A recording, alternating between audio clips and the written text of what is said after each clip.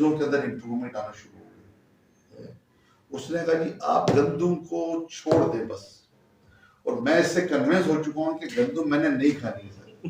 लेकिन मतलब वो छूटेगी नहीं, मेरा मकसद ये नहीं। देखें दो चीज, हाँ, एक तो चीज ये है कि गंदुम आपकी बेसिक इंग्रेडिएंट में बेसिक फूड है, मतलब राइस या व्हीट, इन दोनों में से एक तो हमने आपने बना दिया है ना। वो कह रहा है कि आपको जो चीजें चाहिए वो दूसरे दूसरे चीजों से ले ना, सब्जी से ले। सब्जी में इतनी कार्बोहाइड्रेट नहीं है।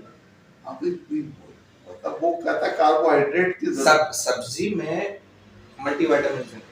चले वो मैं आपको सुने ना, मैं आपको नहीं, मैं आपको चीजें समझाता हूँ। अब जैसे मैंने रशिया से पढ़ा हुआ है ना, हम लोग किया रशिया में, वो ये कहते हैं, उनका ये रूटीन है कि वो 2 स्लाइस लेते हैं, या यूरोप में भी आप जाएंगे तो वो 2 स्लाइस लेंगे, लेकिन उसके साथ जो सब्जी होगी या जो भी XYZ मीट वगैरह खाते हैं उसकी क्वांटिटी ज्यादा होती है। मतलब ये भूख मारेगी गंदुम, और नीड जो है आपकी बॉडी की वो आपकी वेजिटेबल पूरी तरह से 2 से 3 स्लाइस नहीं।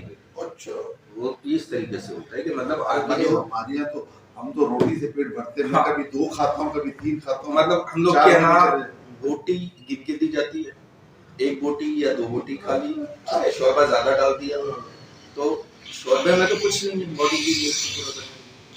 बॉडी की नीड जो पूरी होगी वो तो गोश्त से होगी ना, और गोश्त की आप वही बोटी। जब आप पाए की जो उसने कहा ये जो है ना, इसका तो वो सिखाता है कि किस तरह बनाना है। नहीं, पाया वगैरह ये सारी चीजें तो उसके अंदर हड्डियों की जो है ना, नहीं उसके अंदर तो बहरहाल वो पाया वगैरह के जो मामला है उसके अंदर फैट्स का रेशो बहुत ज्यादा है, तो कोलेस्ट्रॉल, ब्लड प्रेशर और दूसरे मामला आपके नुकसान करते हैं। देखिए मेडिकल के अंदर जो भी डाइट है ना, उसके टोटल 3 इंग्रेडिएंट्स हैं। एक प्रोटीन, दूसरी कार्बोहाइड्रेट और तीसरी फैट्स। चिकनाई, लम्हेयात या प्रोटीन और कार्बोहाइड्रेट, हरारे जिनको हम कहते हैं। अब इसके रेशो के ऊपर आपकी बॉडी डिपेंड करती है। इसके रेशो में जहां पे डिस्टरबेंस आएगी, कमी जाती, उस हिसाब से आपका बॉडी वेट गेन करेगा या वेट रिड्यूस करेगा।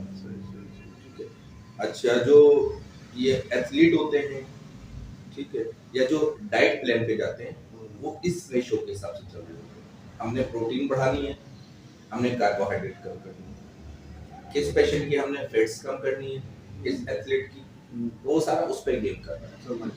इसमें ये नहीं है कि जी आटा नहीं खाना है, गंदुम नहीं खाना है, चावल नहीं खाना है, ये सारा का सारा उसकी जो इंग्रेडिएंट्स की जो रेशियोज हैं, प्रोटीन के, कार्बोहाइड्रेट के और फैट्स के, उस हिसाब से, ठीक है। अब कहाँ पे मल्टीविटामिन्स वगैरह आते हैं, ये इंग्रेडिएंट में नहीं आता, बेसिक डाइट इंग्रेडिएंट में 3 चीजें, बस ये 3 चीजें, बाकी मिनरल्स और ये जो है ना, ये सारी सप्लीमेंट्री है, ये सारी सप्लीमेंट्री है बूस्टअप के लिए आपके उसको। और इसके ऊपर अभी विटामिन्स पे तो अभी बहुत स्टडीज चल रही है, अभी तक हमें कंप्लीट नहीं पता। और कुदरत ने आपके जिस्म में यह रखा हुआ है कि जितनी आपको नीड है उतना ही आपका बॉडी एब्जॉर्ब करेगा, बाकी सारा आपके स्टूल के थ्रू या यूरिन के थ्रू वॉश आउट हो जाएगा, ठीक है। तो उस डॉक्टर की इस बात को निकाल देना है कि ये खाना है, ये नहीं खाना। शुगर का मरीज है, मीठा नहीं खाना है, वॉक ज्यादा करनी है, ठीक है। उसके बाद भी शुगर कंट्रोल नहीं होती है तो फिर दवाइयों पे जाना है। मतलब ये जो बातें आप जिनकी बता रहे हो, XYZ जो भी डॉक्टर हैं, वो हकीमी अंदाज में समझा रहे हैं, और लोग इसलिए कैप्चर कर रहे हैं कि उनके पास कोई दूसरा ऑप्शन नहीं। मतलब हर कोई ब्लड प्रेशर की दवाई सारी जिंदगी नहीं खाना चाहता, शुगर की दवाई सारी जिंदगी नहीं खाना चाहता, तो वो वे आउट देखता है कोई ऐसा, और ऐसी बातों को क्लीन कर रहा होता है जो इल्लीगल कर रहा है, ठीक है। अब मैं आपसे ये बोलूँ कि जी आपको ब्लड प्रेशर है तो आपने अंडा नहीं खाना, आप नहीं खाओगे अंडा, ठीक है, कि जी मुझे ब्लड प्रेशर है।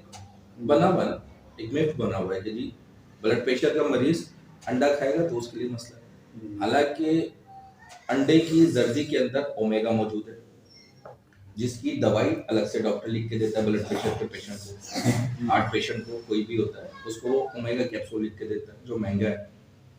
अंडे की जर्दी के अंदर वो फ्री है, ठीक है। और अभी तक ऐसी कोई रिसर्च ये साबित नहीं कर रही कि जी अंडा जो है वो नुकसान देता वो नुकसान कर रहा है, तो इसलिए बहरहाल